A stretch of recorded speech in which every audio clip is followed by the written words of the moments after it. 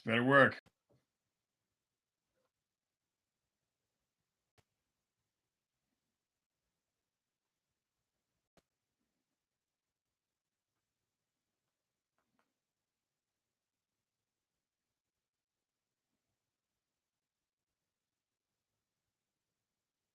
Is it working? Somebody tell me this is working.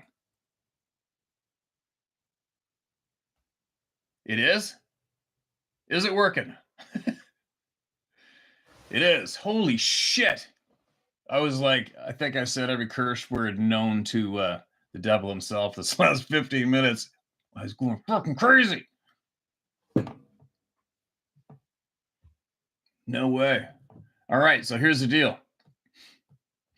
Top left of the corner. Top left corner. I think I can show you guys actually on this other screen that I hooked up. Check it out. So, where am I here? I don't know if you can read it. It says right here, that thing says stream, that one right there, or webcam. I didn't know there's even a freaking difference. So I wanted to press on the stream. I thought that's what we're doing, streaming live. I don't know.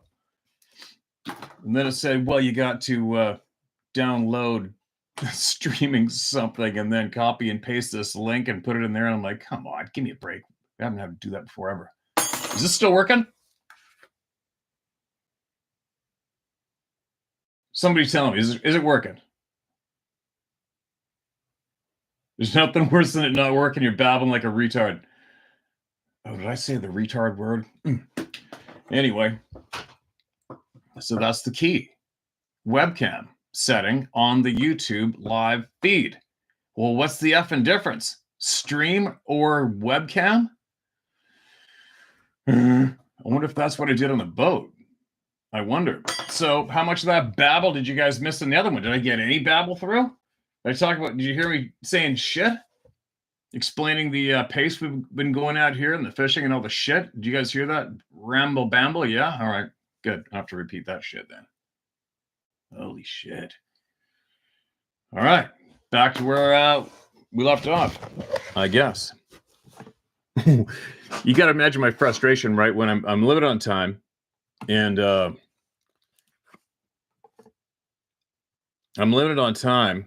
So to have these stupid screw ups and then losing the video really makes me frustrated, especially losing what? How many times did I try to live stream on the boat and it frickin' screwed me? 3 times, and you guys missed out on some crazy ass shit. That one time I tried live streaming with Sarah and we're having a little mini derby. I swear to God, she probably caught, I don't know, 15 salmon and I got 2. I looked like a complete moron there with a rod in my hand. She's like, I got another one. And we thought it was pretty comical because we thought that all you were watching, but it didn't work. And then the native canoes going by, the canoes with the native, with the First Nations people in them going by. Anyway, enough whining, right? Nobody likes a frickin' whiner. Now, there's the same gang here that was here when I tried to get it working, I'm guessing. And I'm also guessing all of my friends in the South, the heat. What do you do all day when it's hot down there? Holy cow. Like, I get hot up here. We got one of those, we got a pool in the backyard. I just went down to the river and sucked some more up into a big container and top it up because the horses keep drinking the water out of the pool. There's no chemicals in it. And it's just one of those, what is it, $600 jobbies, whatever it is. And Sarah's got a bunch of nieces and nephews coming over, so we got all topped up and cleaned out. Anyway, when I'm home, I dive in that thing like I'm dying. But I remember one time at the heat, the real heat that I really experienced in the South, I was in Uvalde, Texas in April, and I'll never forget it. It was 95 degrees at 10 o'clock at night. The heat, I'm like, what does everybody do down here when it gets really, really, really hot? Seriously, if you don't have somewhere to swim or jump in the water, I don't know what I'd do. I'd go freaking nuts because I can't stay inside. If you can't stay inside down there and it's like 110, what some of you said it was 110 outside. What do you do? Is there anybody here where it's that hot? Where's my screen? 96 in Florida. 95 in Florida. Yeah, everybody, rattle off how hot it is where you are. Feels like 102 in Indianapolis? Really? I guess everybody's got. I guess that's why the power blackouts go down around the planet, right? Or not where it's hot. When everybody's AC is just ripping, right? 101 in New Mexico. Blech. 90 North Carolina. It's up there. 109 in Western Kentucky. Really? 100 in Atlanta. That's probably normal for Atlanta, though, isn't it?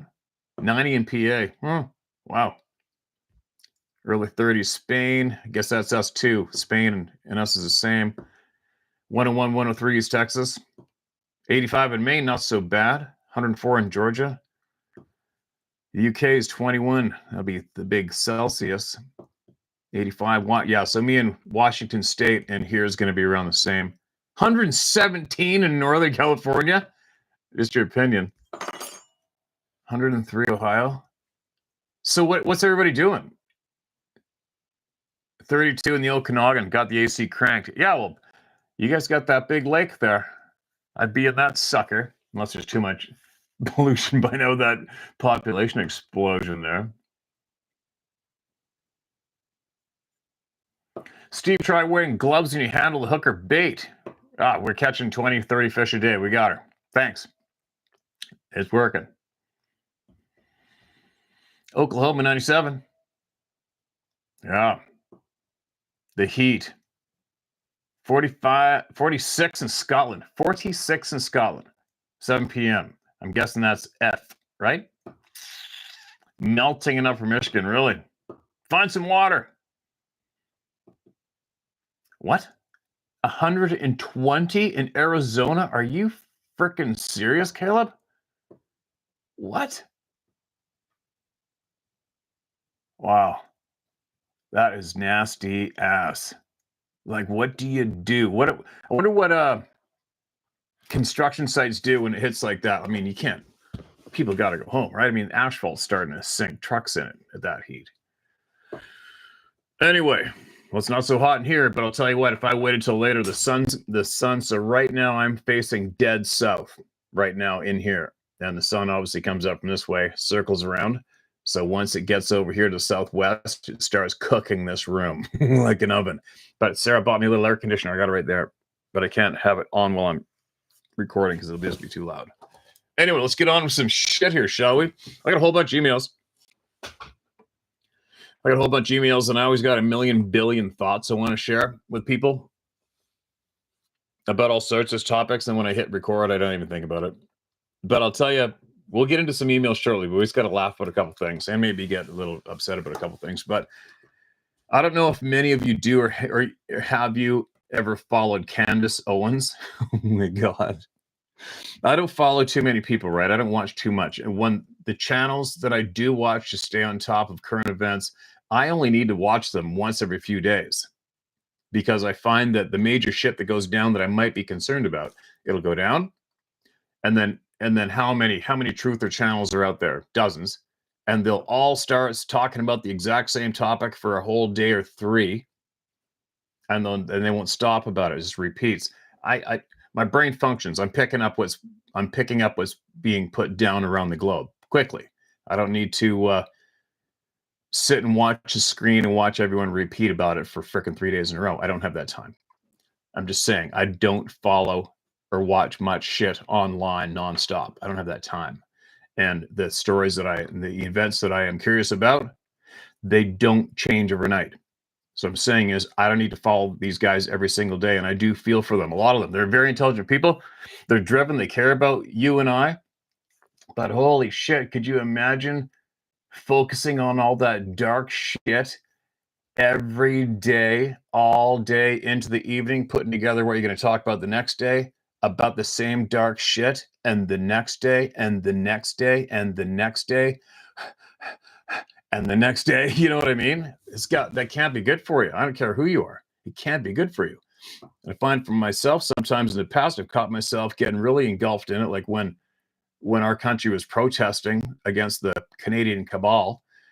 And I mean, next thing you know, you're starting to think some real dark thoughts and you're buying lots of guns and shit and you just start going dark, right? So I caught myself I've caught myself in the past getting a little too carried away, keeping tabs on shit. Hope I'm making sense as I get into what I'm talking about. So anyway, Candace Owens. Some of you might not like her. I don't give a shit. Some of you do, some of you don't. She's definitely my people. I just realized that a lot more this past handful of days. As she's not scared of shit. I love that. I love that so much when I come across people that aren't scared of shit. I freaking love that so much. And she's gotten to the point she's been exposing those sick, warmongering pieces of shit, the leaders of France currently. I know it's a little off topic of what we normally talk about, but I'm going to get there. And she isn't the one who cracked open the story about these leaders of France. And in fact, there's a few other French journalists who cracked it open, and one was found floating in a river dead. Go figure, right? And then another one, she was totally healthy, and apparently she's got a bunch of weird cancers now and a bunch of other shit. So the people that are in power today around the globe they have the tools at hand to bring a lot of harm to good, honest people.